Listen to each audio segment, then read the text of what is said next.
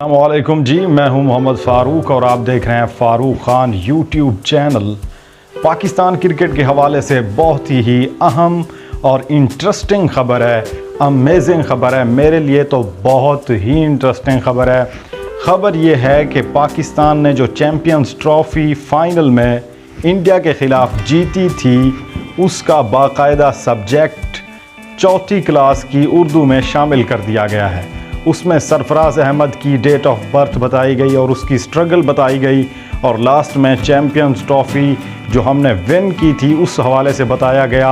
और एक और अहम ख़बर ये है, इम्पॉर्टेंट और इंटरेस्टिंग ख़बर ये है कि बाबर आज़म जो कवर ड्राइव खेलते हैं, जिनकी कवर ड्राइव पूरी दुनिया में मशहूर है, उस कवर ड्राइव को फ़िज़िक्स की 9th क्लास की फ़िज़िक्स में शामिल किया गया है।